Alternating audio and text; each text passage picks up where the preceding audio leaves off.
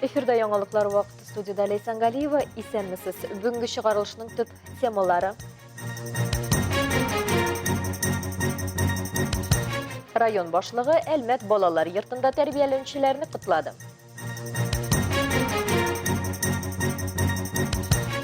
Кәләй көрәшеннәре Нардуган йоласын уздыра.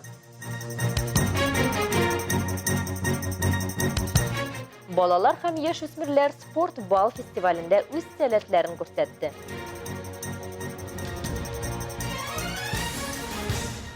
Әлмәттә Газинур Гафиятуллин урамы буенча яктырту трәкләре урнаштырыла башлады. Бу территориядә барлыгы 19 трәк һәм 38 яктырткыч урнаштырылачак.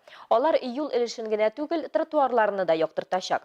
Яктырткычлар шәһәр урамнарындагы бердәм форматта булачак. Свет сервис унитар предприятиесе директоры Җәүдәт Сөләйманов билгеләп үтүенчә, әлеге проект район башлыгы Тимур Нагуманов ярдәме белән кыска вакыт эчендә тормышка ашырылды. Сроки были очень короткие, несмотря на морозную погоду, несмотря на зимний период. Будем действительно освещать вот завтра, то есть 29 декабря, здесь будет освещение работать. Әлмәт районы башкарма комитеты район һәм шәһәр советлары депутатларының берләшкән уртак сессия утырышы узды.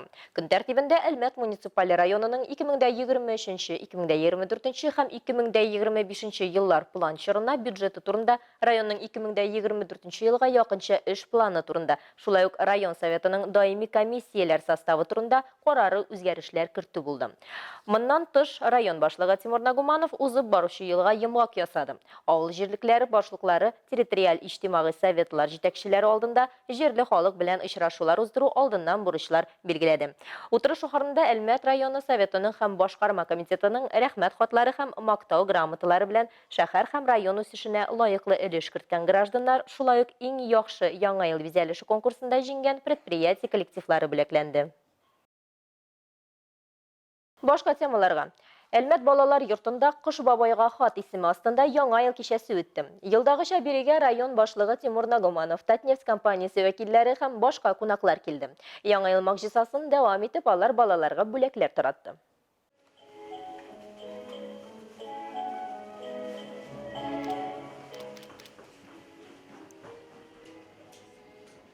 Здравствуйте, уважаемые зрители! Вы, наверное, догадались, что произошло. Упала новогодняя звезда. Яңа ел алдыннан балалар йортында кунаклар күп була. Аларның максаты балаларның кайфларын күтәреп, аларның елмайган йөзләрен күрү. Район башлыгы Тимур Нагуманов балалар йорты коллективына анда тәрбияләнгән балаларга бары изге теләкләрен җиткерде. 24 год, чтобы для каждого был особенно классным, счастливым. 23 год, чтобы вспоминали позитивно. Ну и нашему прекрасному дому деток наших прекрасных. Ему только тепла, позитива, процветания. Еще раз спасибо всем неравнодушным. Праздник! Балалар йорты директоры Нурҗия Галявиева сүзләренчә, иганәчеләр бу коллективны ташламый, һәр даим ярдәм күрсәтеп тора. Мисал өчен быел Татнефть компаниясе ярдәме белән Бәдрәф бүлмәләре ремонтланган, йорт җиһазлары яңартылган. Хочется сказать слова огромной, преогромной благодарности за добрые к нам отношения, за уважение, за понимание, за поддержку администрации нашего города, наших уважаемых нефтяников, всех добрых и отзывчивых людей, которые нам помогают. Бүген Әлмәт балалар йортында 39 бала тәрбияләнә. Алар биредә зур бер гаилә булып яшиләр, укыйлар, аралашалар, спорт белән шөгыльләнәләр. Бүгенге очрашу да чын-чынлап гаилә бәйрәменә әверелде.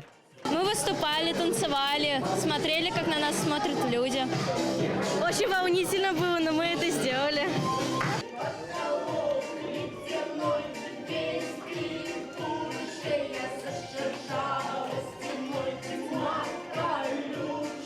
Алсу Ахмаджанова, Рафаэль Сафин, яңалыклар вакыты, Луч Әлмәт телекомпаниясе.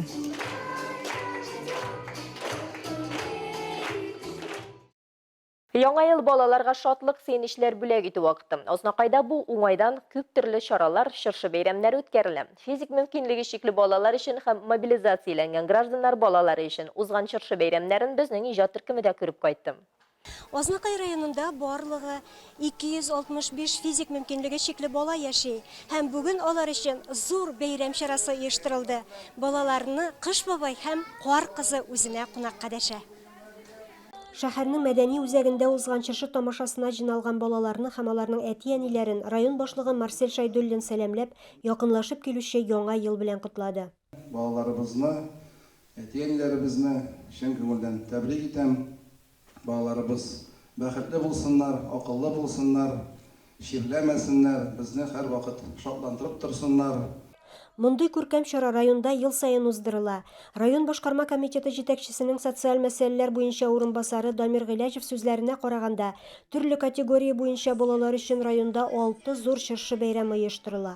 Тормышта яңа ел ул бик зур бәйрәмнәрнең берсе бит инде.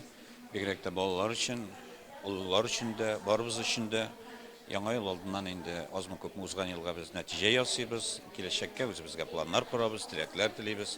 Менә шушы максаттан инде без балаларга мөмкин хәтле күбрәк чаралар үткәрергә тырыштык. Бәйрәмгә килгән әкият геройлары Кыш бабай белән Кар кызы төрледән төрле кызыклы уеннар уйнатып кунакларның күңелләрен күрделәр.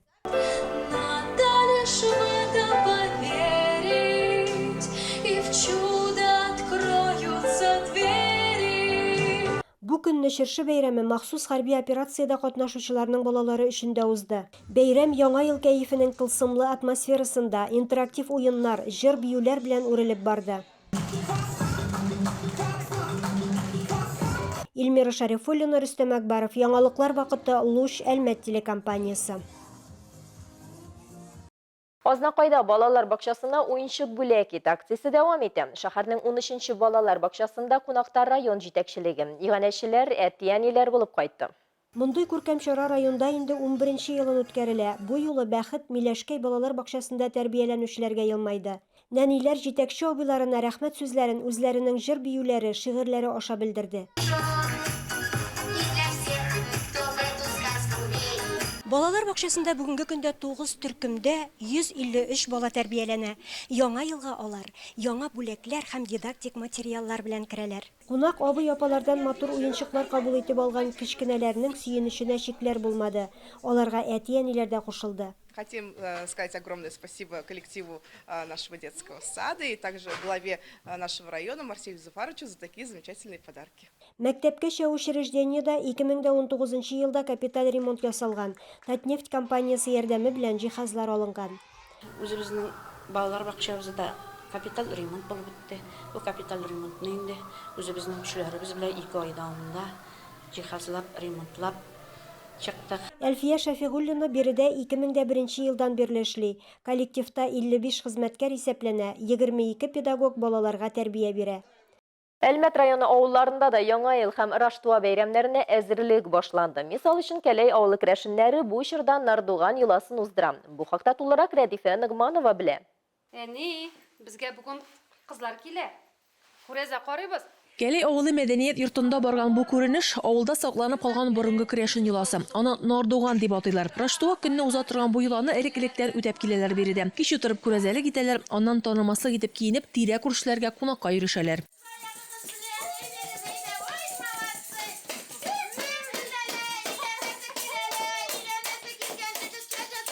Элек-электән, борынгы заманнардан килгән бәйрәм бул.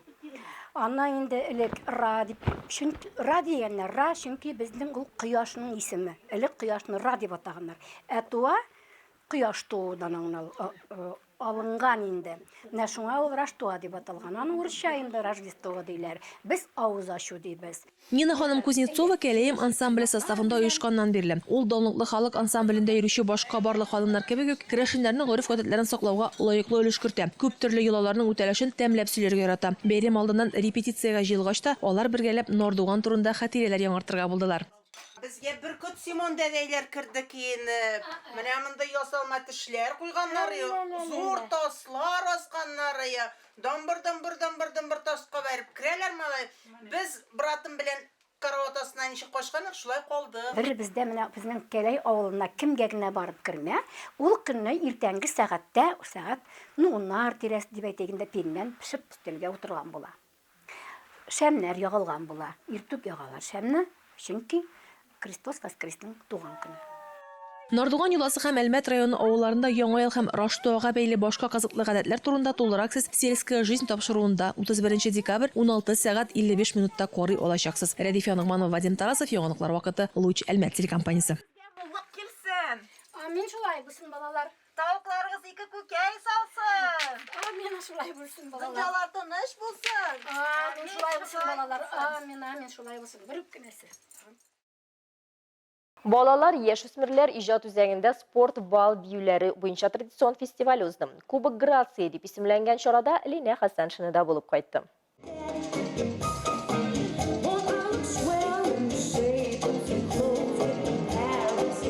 Грация бию спорт клубы Әлмәттә менә инде 10 ел эшли. 10 ел эчендә биредә төрле дәрәҗәдәге 30 пар үскән. От начинающего класса до А-класса мастерства. У нас самые титулованные воспитанники клуба – это Иголкина Ирина. Она у нас в прошлом году стала финалисткой, бронзовым призером первенства России в молодежи. Получила кандидата в мастера спорта.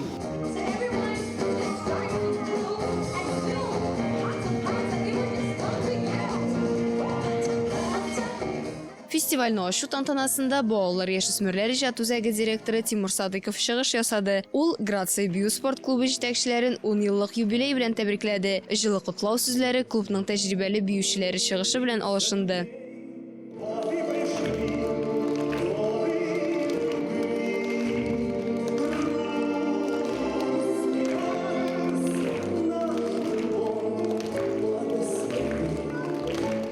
У меня номер 69, я так прям не нервничаю, я несколько раз была на сцене, я знаю, каково это.